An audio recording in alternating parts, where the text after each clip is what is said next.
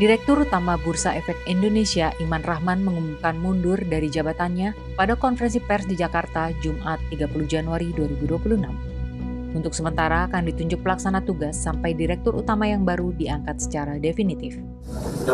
Kondisi market kita 2 hari terakhir, ya, walaupun kondisi kita pagi hari ini membaik, saya ingin menyampaikan statement dan ini tidak ada tanya jawab bahwa saya sebagai Direktur dan Utama Bursa Efek Indonesia dan sebagai bentuk tanggung jawab saya terhadap apa yang terjadi 2 hari kemarin menyatakan mengundurkan diri sebagai Direktur Utama Bursa Efek Indonesia. Saya berharap ini yang terbaik buat pasar modal.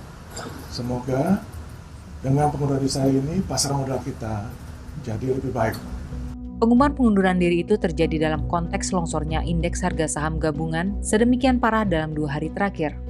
Penyebab utama kepanikan investor di pasar modal dipicu oleh pengumuman dari Morgan Stanley Capital International, salah satu penyedia indeks pasar global terkemuka. MSCI menyatakan kekhawatiran terhadap transparansi data kepemilikan saham dan mekanisme perdagangan efek di BEI. Jika BEI tidak segera membenahi catatan-catatan ini sebelum Mei 2026, pasar modal Indonesia berisiko turun status dari emerging market menjadi frontier market. Peringatan itu memicu aksi jual besar-besaran. IHSG jatuh hingga belasan persen dalam 2 hari terakhir sebelum mencatat pemulihan parsial termasuk di Jumat ini. Dalam sepekan hingga Kamis 29 Januari 2026, arus keluar bersih dana investor asing di pasar saham RI mencapai 11,05 triliun rupiah. Menanggapi pengunduran diri di Rut BEI, Menko Perekonomian Erlangga Hartarto buka suara.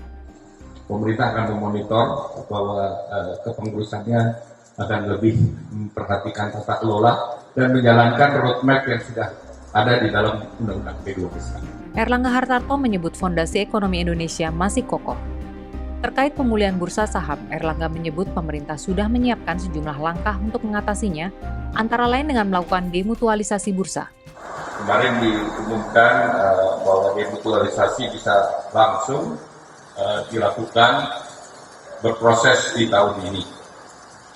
Dan ini adalah transformasi struktural di mana mengurangi benturan kepentingan di bursa efek antara pengurus bursa dengan anggota bursa dan juga untuk mencegah praktek pasar yang tidak sehat. Demutualisasi bursa ini juga akan membuka terhadap investasi termasuk dari Danantara dan juga agensi lainnya. Selain itu, pemerintah juga meningkatkan limit investasi oleh pengelola dana pensiun dan asuransi dari 8% ke 20%.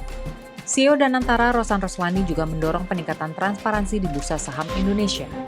Hampir 30% dari total market kapitalisasi pasar yang ada di Indonesia itu adalah kontribusi dari BUMN kita. Jadi ya kita juga ingin mendorong agar bursa kita ini menjadi lebih transparan, lebih terbuka,